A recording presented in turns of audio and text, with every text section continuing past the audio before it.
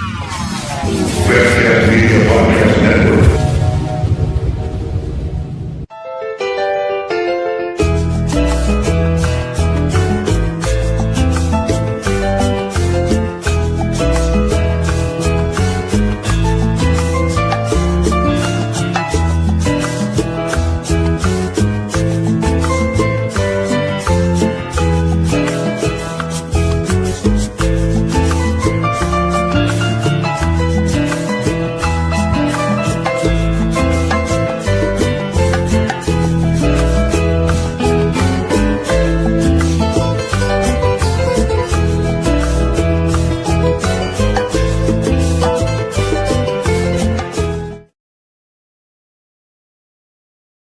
¿Cómo estamos, mi gente? Welcome to another edition of Lucha con Macho.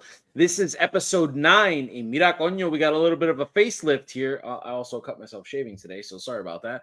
But listen, guys, I'm so excited to jump on here. As you can see, I decided to use my TikTok background as the background for this podcast because a lot of my interaction with you are done exactly right here in this kitchen. And this is exactly where I feel like I have my best ideas. So why not jump into this podcast talking about 3 of the most divisive and polarizing stories in professional wrestling today. And right off the bat, we're going to start with Cody Rhodes. And the reason we're jumping into Cody Rhodes is because, well, to be quite honest with you, I don't know if WWE is pulling the trigger too early. You see, every single one of us wants to see Drew McIntyre face Cody Rhodes one-on-one. We want that because we know that while Roman Reigns is out, who carries WWE? Well, that's none other than Drew McIntyre himself. And guys, to be quite honest with you, I don't know if there's another wrestler that's set up to go against Cody and actually take these boos, that can actually deal with them, or that might actually flip Cody's fan base. Because a lot of people seem to really think that, well, Cody, that he's just the uber babyface. He'll never be a bad guy. And it took me a while to jump on board here, but I want to tell you the reason that I feel like this actually is true now is because I view Cody in a different light. You see, I view Cody as 80s and early 90s Sting. That's how I view him right now. And I think that that's a massive compliment given to Cody Rhodes from someone like me who talks about Sting as if he's the greatest of all time. He is my personal favorite wrestler to ever compete in this sport. You see, Sting, if not for him, I wouldn't even be watching professional wrestling. I wouldn't even be doing that. I don't know what I would be into. I know I'm a massive football fan. I know that I love baseball to the point where I played my entire life, and now my son plays. He plays the exact same position that I played. But I got to be honest with you guys. When I look at Cody and I look at this babyface run, I think of Sting. I think of that Sting that was the world heavyweight champion when he faced Ravishing Rick Rude, when he faced Big Van Vader, when he faced Big Bubba Rogers, when he faced Lex Luger, when he faced Ric Flair. I think that he was underappreciated because he came up in a time in which there were big guys in the WWF, and then there were big guys in WCW, and he was supposed to be the face of it all. He was the franchise, and that's exactly what I'm calling Cody Rhodes. Cody Rhodes is the franchise. Screw this whole QB1 nonsense. That is just ridiculous. I hate the QB1 thing, and it's just for a while there, you were the second or third option in terms of us watching the business, watching this company. You can't call yourself QB1. You were more QB1 the way Jimmy Garoppolo was QB1 to the San Francisco 49ers. Like, yeah, you were the guy, but it was until another guy came along. And they were waiting for their Brock Purdy.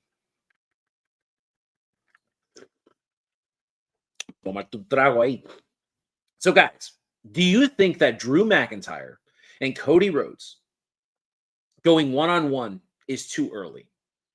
Because here's what I see happening. And I think WWE has done a really great job of showcasing this specific thing, which is I don't think they care about wins and losses anymore. I think it matters, but just a little bit.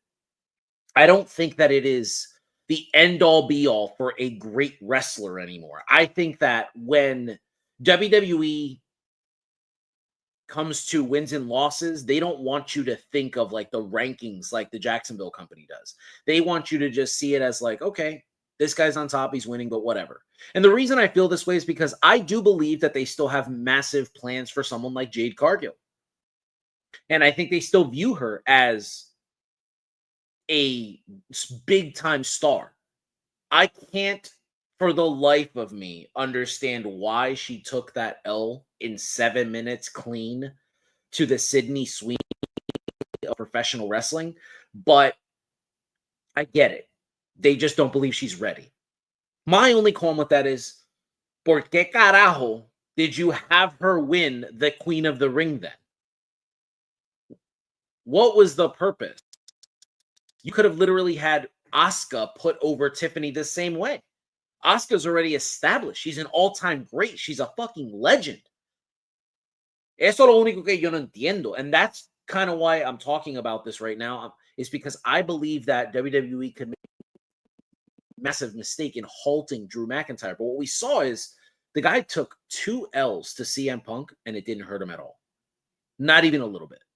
I don't want him to take these like back-to-back-to-back losses like Seth Rollins did to Cody Rhodes, but I do believe he is in the space in professional wrestling that an L wouldn't hurt him the same way it would hurt someone like a LA Knight if he continued to lose every world title opportunity he got.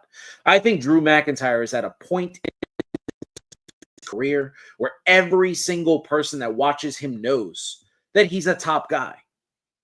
And as much as I wanted this to be true, I feel like it's no longer true. I always thought to myself, well, Damian Priest is the Undertaker of this era.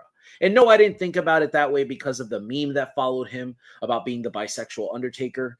I just thought it because he was old enough to just be the guy who, hey, we need somebody steady to carry this championship. We need somebody steady to carry this feud. And that's where you come in. And the more and more I thought about it, I was like, you know what? Drew is this era's Undertaker. That's exactly what he is. He's the guy that you throw into a feud if you're really trying to get someone over. And to be quite honest with you, Cody Rhodes and Drew McIntyre, although the stories don't perfectly align, it kind of reminds me of Stone Cold Steve Austin and The Undertaker. Their feud with each other pre the corporate ministry. We're talking like Highway to Hell. Like that version of their feud, I felt like is what we're getting right now. It's a bunch of fans that love both characters, but to be quite honest, I believe that the babyface just comes out on top. And that's it. I mean, it's that simple.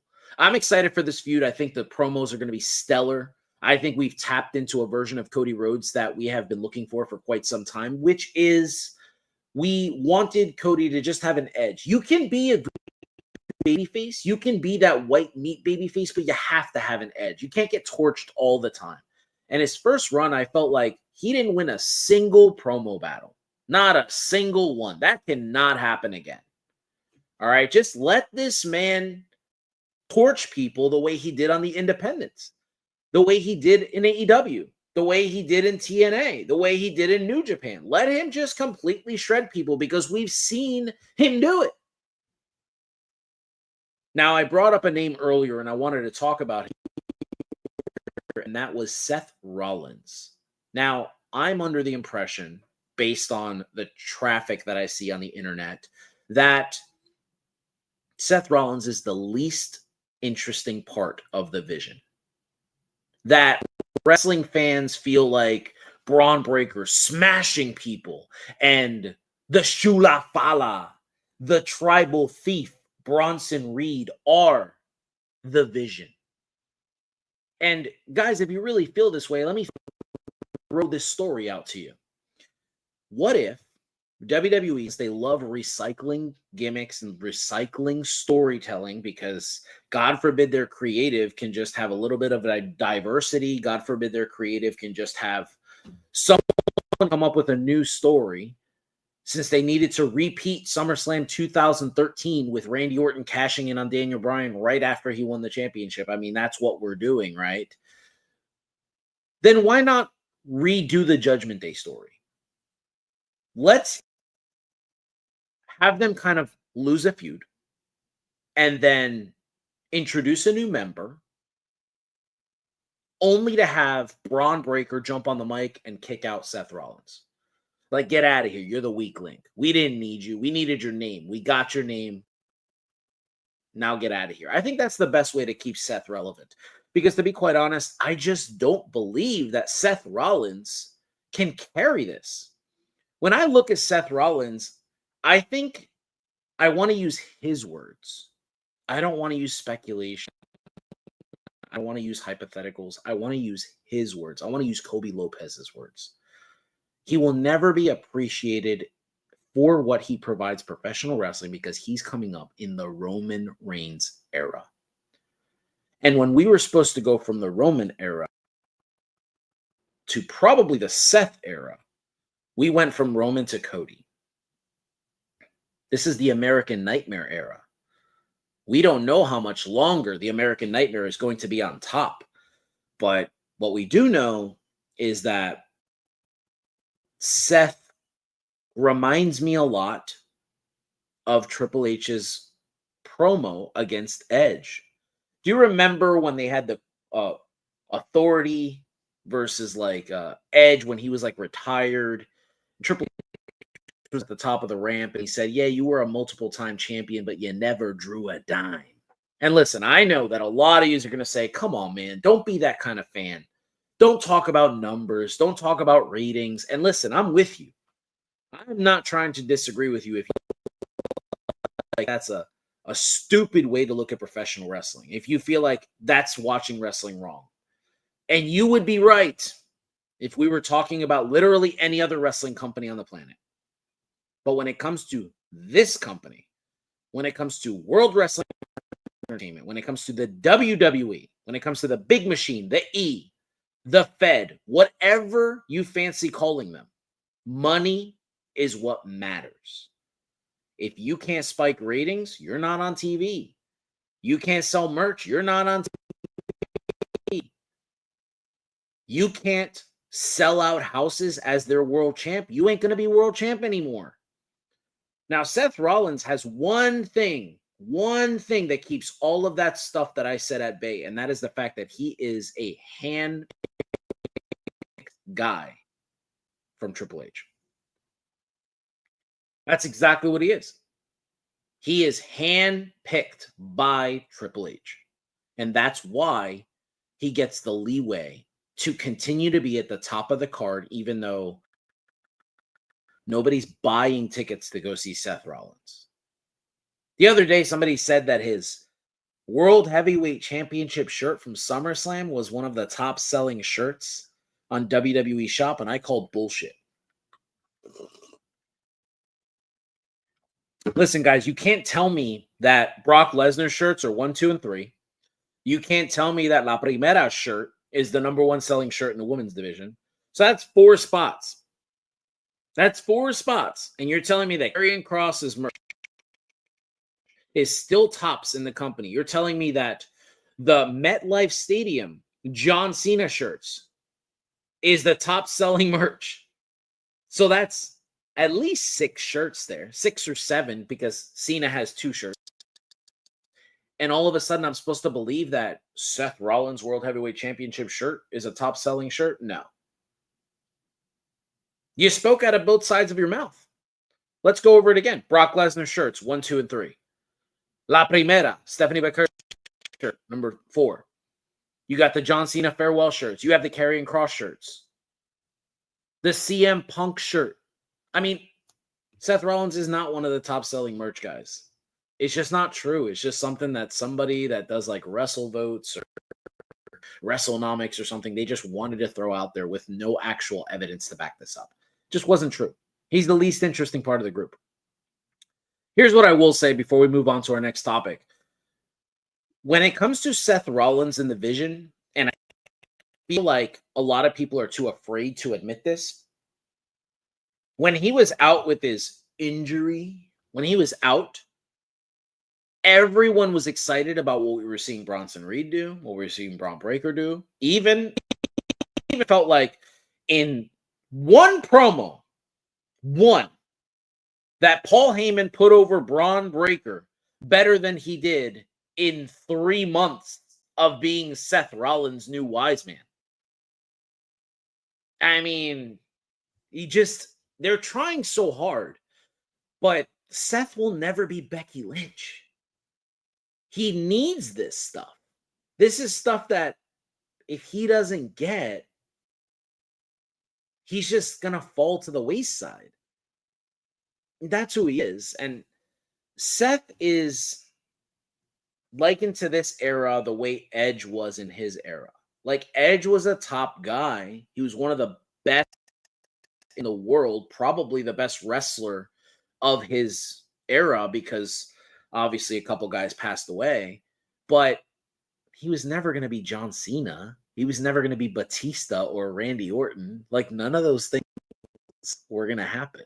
And that's how it is for Seth right now. He's not Roman. He's not Cody. He's not Drew. He's not Punk. Those are 4 guys that are above him. And now we're in such a great era that, mira, papi, Rhea Ripley's above you, my guy. Rhea Ripley's a bigger star than Seth Rollins. Becky Lynch is a bigger star than Seth Rollins. You would think all the time that they spend together on that tour bus that she would rub off on him just a little bit. He can't catch any aura from her. And to be quite honest, I don't know who said this, but I would love to credit that person. But if you're watching this, please let me know in the comments. Someone once said this about Seth Rollins. He's a song. That's what he is. He's a song right now.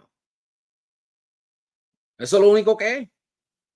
That's why they haven't changed his theme. So many fans have wanted for them to change his theme song so that way we can boo him properly, because it's like you don't need to do that. Like, that's what happened with Roman.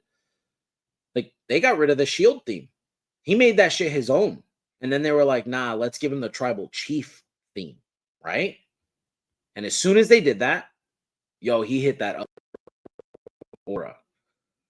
Like, he was in God mode, son. That shit ain't happening for Seth. It's not happening for Seth because without that song, he's got nothing. Because Paul Heyman is a genius. But Seth Rollins will be looked at as Curtis Axel, Cesaro, The Big Show. Those are the kind of Paul Heyman guys. Like, not every Paul Heyman guy is going to be Brock and Roman and Punk. Those guys are just unique.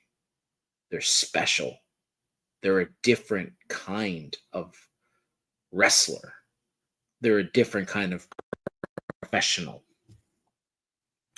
Now, guys, I don't mean to throw a therapy term at you, but what I have come to realize is that our fan base, our professional wrestling fan base, has jumped up and decided that they want to gaslight people. Now, I say I don't want to throw a therapy term at you because that's exactly what gaslighting is. It's a therapy term. I'm not saying it's not a valid term. I'm not saying it's not a real thing. It is absolutely a real thing.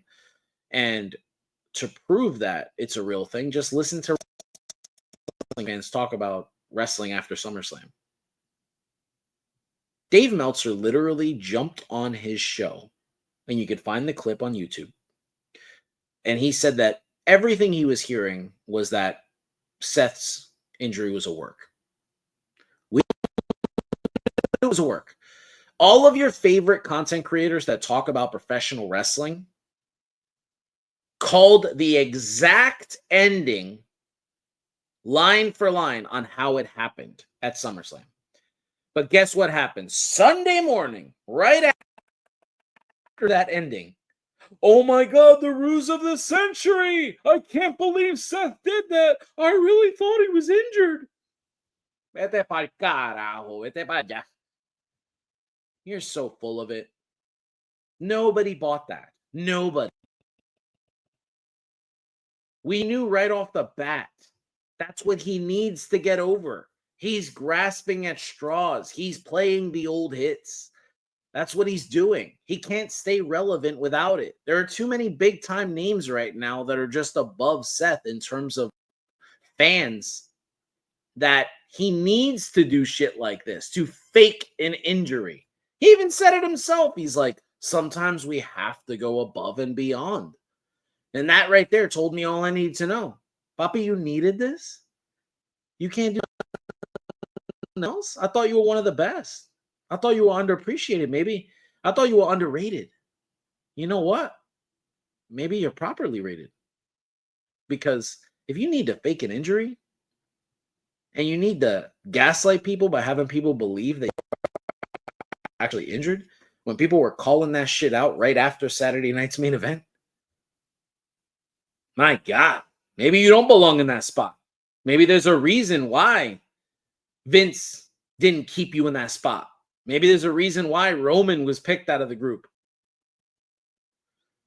Maybe there was a reason why as soon as Cody came back, they had you job to him 0-3. That 0-3 line makes more sense for him than it did for Charlotte. Shit. Anyway, speaking of the IWC, do you think the IWC has any impact on the business whatsoever? Because here are some things that turned out to be really true this week. The IWC has been screaming on TikTok. They've been screaming on here that they didn't want to see Brock Lesnar anymore. He didn't belong in WWE. WWE probably heard all that. I'm sure they have somebody that's paid specifically to watch all this nonsense, all of our videos and stuff like that. They heard all of that. They saw every tweet. Because that's what we've come to realize in 2025 is that a lot of these workers actually do see our tweets. They do see what we say about them. And they decided we're going to bring them back. We're going to bring them back at SummerSlam. And you know what happened? Within 24 hours, TikTok had a meltdown. YouTube here had a little bit of a meltdown. People calling out WWE for despicable, just money-grabbing headlines. 75 million views. All three of his shirts become the top 3 selling shirts on WWE Shop. His best of has been streaming nonstop on YouTube.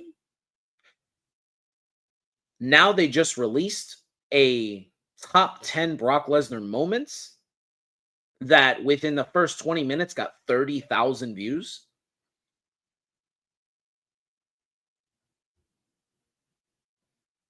They also released the reaction of the fans that were live in attendance because clearly we were wrong. Clearly, the IWC, and for those who don't know what that means, the internet wrestling community was wrong. Absolutely wrong about the Brock Lesnar coming back. That day, I follow some people on TikTok that talk professional wrestling, amongst other things. And that day, people were calling, oh, tonight Brock's coming out. And that day, people were like, why? Come out. Who wants that shit? You're a terrible person for asking for this. That day, that shit happened. And WWE didn't care. Not only did they not care, Roman Reigns said that Brock's his favorite opponent he's ever had. Cody gave a very clear statement on ESPN. Paul Heyman went on the Ariel Helwani show and told everyone that you can't cancel Brock Lesnar. If you're mad about it, get over it. He's here to stay.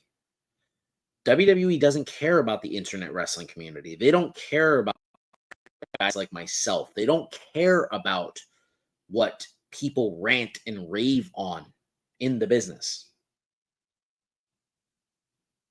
I'm going to remind you of a great story that big, sexy Kevin Nash told us a while back, and that is he's wrestling the Heartbreak Kid Shawn Michaels, and the crowd is split down the middle. 20,000 people, 10,000 cheering for Shawn, 10,000 cheering for Kevin Nash. Vince McMahon was livid. Absolutely besides himself. Big Daddy Cool walks to the back and says, "What's your problem, man? That crowd was hot. Would you rather 20,000 people cheering for the both of us or 10,000 cheering for him and 10,000 quiet?" And Vince very plainly looks him in the face and says, 10,000 cheering for him and 10,000 quiet because I fucking booked it that way. WWE does not care what the internet wrestling community has to say. Triple H has made it very clear over time that he thinks the IWC is worthless, which is why they're trying to price us out by moving over to ESPN, by making people have to pay to watch PLEs again. We had free PLEs for years, and y'all weren't fucking happy. WWE gave us PLEs on Peacock. Some people had $6 Peacock accounts. And they were getting to watch WWE PLEs with a couple ads sprinkled here and there. And they complained so fucking much. They were like, "Oh, you can't take what we gave you? Fine. We're going over to ESPN." And that's what they did. They jumped over to ESPN. They're pricing out the IWC. And as much as I want to sit here and say that sucks because we made this business what it is today, the people that spent their entire paycheck to go watch them, the people that don't make a shit ton of money but will spend a month's mortgage on WWE merch and tickets and getting all of the platforms to be able to watch them on Netflix, on Peacock, or on Sling for SmackDown. They don't care. Reached the point where the IWC has become, it's actually become a nuisance to them. And I gotta say, as someone who does this, that some of yous deserve this happening to you. To be quite honest, I've said this so much, but the way Charlotte Flair was treated to the point where they had to work in a reality series for Netflix just so you can see that, hey, this woman is a real person. She's not just Charlotte Flair that we see on TV. She's actually Ashley Flair, and she's got feelings. And when you guys are talking about, how flat she is from behind, when you're talking about how you think she's been through so much cosmetic surgery, like what the fuck does that have to do with professional wrestling? Like I don't see any videos talking about how ugly guys like Sami Zayn are. I don't see any, we see some thirst trap videos and stuff where people are like, "Ooh, Roman's good looking," or so on and so forth, but WWE had to create a series to get you guys to stop hating on Charlotte personally. They had to create a series to get you to stop hating on CM Punk personally. They had to create a series to get you to understand that they put Jey Uso in that spot because of live attendance. The IWC, these are three people that they are the worst towards. There are people that will post on TikTok right now, "I don't give a fuck what CM Punk does. That kid could save 5 kids from a burning building." They're never going to like him. And that right there tells me all I need to know. The fact that you believe CM Punk is the real person, you forgot that Phil Brooks is there. So yeah, do I believe that WWE Unreal is a complete work? 100%. I don't think that there was anything that was that wasn't true, that wasn't on there. But I think it was designed because the IWC sucks. The internet wrestling community sucks. The way people talk about shit, even now, the way people are talking about Lyra Valkyria, guys, she's the Benoit of this era. She doesn't have a ton of charisma, but she's phenomenal in the ring. That's what she is. I really don't understand why, they're trying to push her so much and get her up there. Hey, man. Eventually, you're going to have to deal with it. They're not going to push the people you want. They're going to push the people that get reactions. And I've said this before. I will say it again. I will stand on my soapbox and scream it from any mountaintop you want me to. The people that pay the tickets matter more than the people complaining on the internet. I said that. Somebody jumped into my comments and said, we should have the right to complain. Yeah. You have a mirror. You have a significant other. You have a group of wrestling friends that you guys go live on TikTok together. Complain to those people. But complaining for all of the world to see so you can get 20,000 views of you trashing this company because you're unhappy with a booking decision, that's not being an actual fan. I think WWE just wants us to be marks. Just be marks, guys. Not all of us need to dissect things. See, my platform is designed to be controversial. I am here to talk about the things that most wrestling fans don't want to talk about because it's in a space in which it bothers them. It makes them uncomfortable. So I'm going to talk about the lack of representation of black men on the main roster, in the main event scene. I'm going to talk about that shit because that's what I want to do with my platform. I want to give that shit to them because you know what? There's some of us that aren't a part of that community that want to fucking see Carmelo Hayes compete for a world title, compete for a United States championship. There are those of us that want to see Obafemi come in and have the 2002 run. There are those of us that believe that Trick Williams could be the next Dwayne "The Rock" Johnson. And I don't want these guys to get pushed down the card. And it happens. It fucking happens. It's been happening for a while. You've just been blind to it. And it's because that's what WWE has designed it to be. Now, I made a video a couple weeks ago talking about the lack of representation for black men in the main event. And I said, this makes no sense. And the first comment that was thrown at me was, okay, so what guys should be in that space? I can't answer that question. You know why? Because if you don't believe it, then it's not true. And that's what WWE has done from the beginning.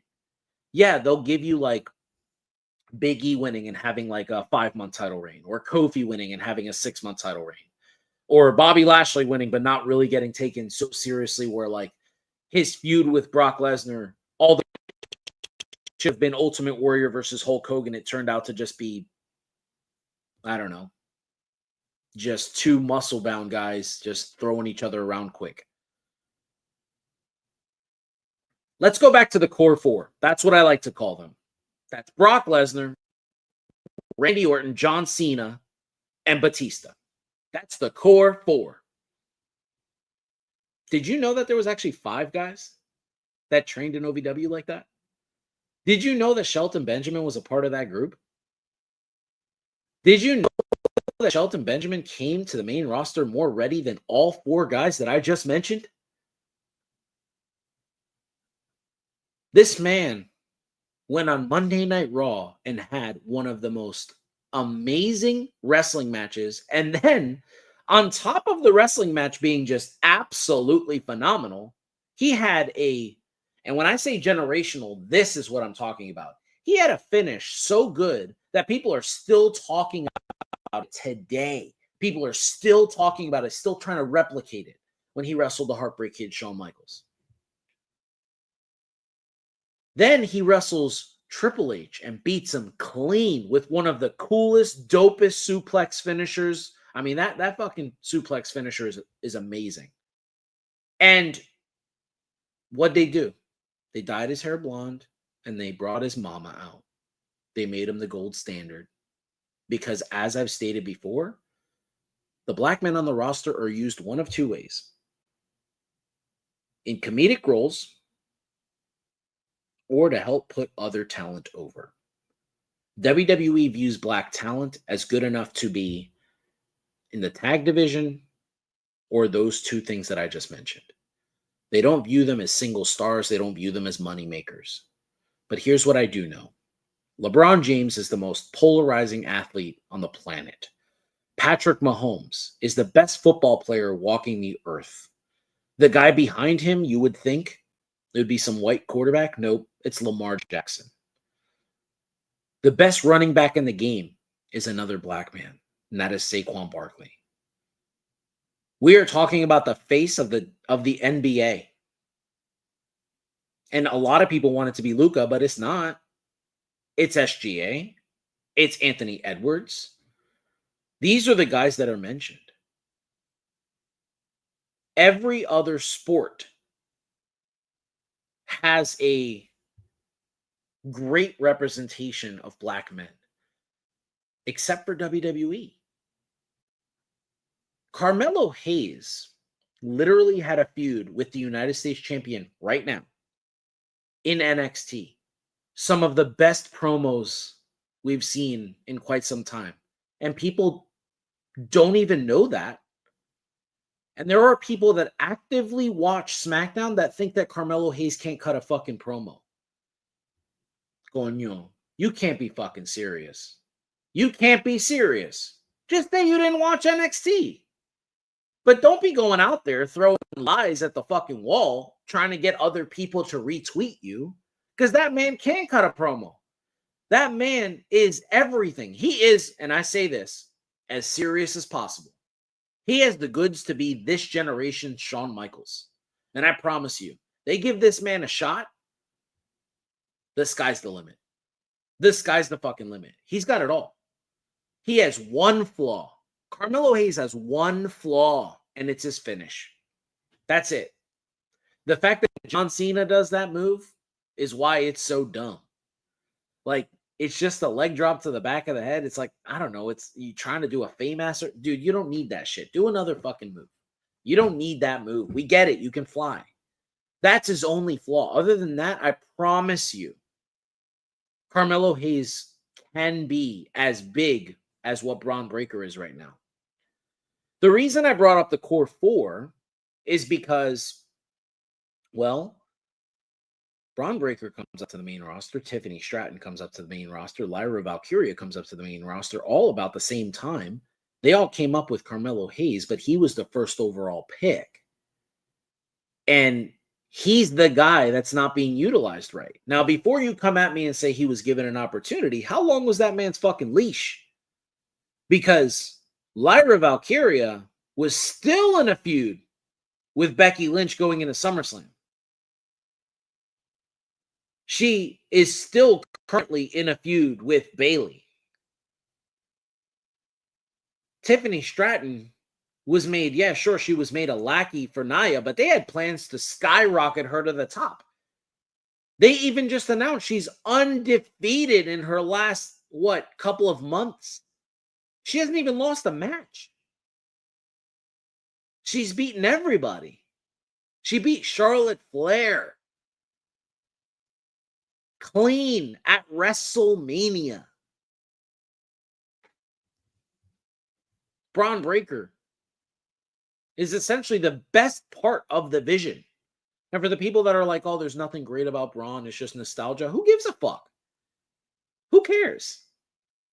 I promise you that if I went back in time, you probably liked Benoit, and he was a complete ripoff of Dynamite Kid. You like Chad Gable now, right? He's a complete ripoff of Kurt Angle. So if Braun Breaker is a ripoff of the Steiner brothers, who gives a shit? It's working. It's clear that the Steiner brothers in this era would have worked as well. People appreciate actual athletes being in those roles. But all three of those people I mentioned got this long leash to actually make it. Melo got his match against Cody. He got his best of 7 against Andrade. And then he got to win the Jobber Battle Royal, which was the Andre the Giant Battle Royal, which we know that Battle Royal doesn't do anything for anybody. That shit's a jobber. That's just a way to get you on WrestleMania. It's just a way to get you that big moment. That's it.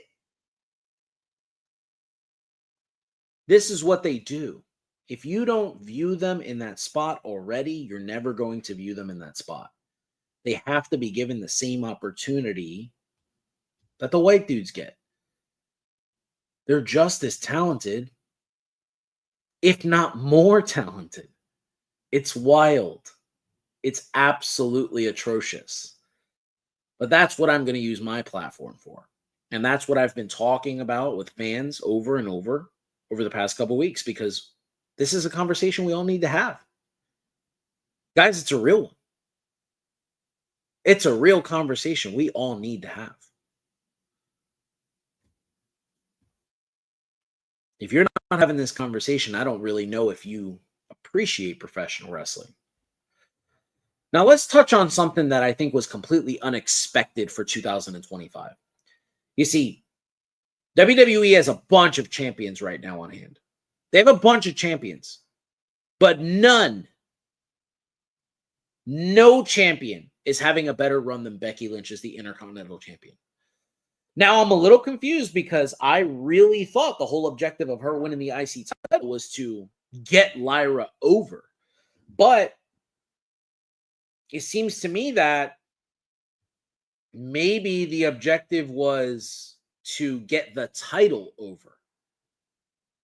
I think we all looked at it the wrong way. I don't think that the Intercontinental Championship was viewed as a top title. I think Chelsea Green did a marvelous job with her United States Championship run. I know a lot of people felt like it was a little underwhelming, but let's be serious, guys. She did a great job. She just didn't really work the title a lot, but she was on TV all the time. That title was always present. And anytime she did work, it was great. I think Zelina Vega's she didn't get a proper run. And yeah, I'm playing the wait and see approach for 3 more weeks with Julia before I call her run a failure, because Julia might be the most talented woman on the roster, not named Bianca Belair. So I don't know why she's not being utilized more, but I'll tell you one thing. That Julia versus Zelina Vega match on Friday Night SmackDown should have been on SummerSlam over Sammy and Karrion. I stand on business. 10 toes down. That match was fucking amazing. What a great, great match. Getting back to Becky Lynch, yeah, I believe that's what her title reign with the Intercontinental Championship is designed to be. It's designed to get the title over, the championship over. It's not designed to get a person over. I think we are looking at this the wrong way. A lot of us felt that she was going to redo what she did in NXT, which is go down there, win the championship, and then drop it clean to an up-and-coming talent that would typically be viewed as a mid-card talent. Now, from the outsider looking in, I thought to myself, well, this is just a quick way to get Lyra to the main event, to get her to the Women's World Championship feud with Naomi. And no, I'm glad I didn't actually say that stuff until now, because now that I'm looking at it, now that I can see that they are using Becky versus Nikki for the Intercontinental Championship, I can see right off the bat that this was designed for the championship, to get the championship over. And I love that. I think that's great because, listen, Naomi right now, the best character in all of professional wrestling, not named Toni Storm. The 2 best characters in all of professional wrestling are women, and they work for different companies. Toni Storm and Naomi are killing it. They are absolutely original.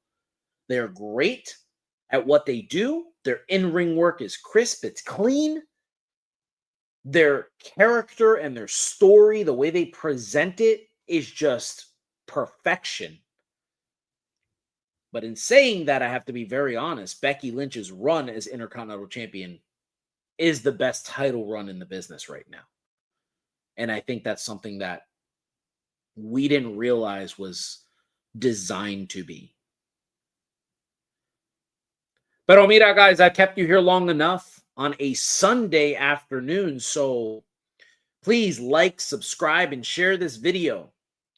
As the OGs came up with this term, the best way to get this podcast out to the world is by sharing.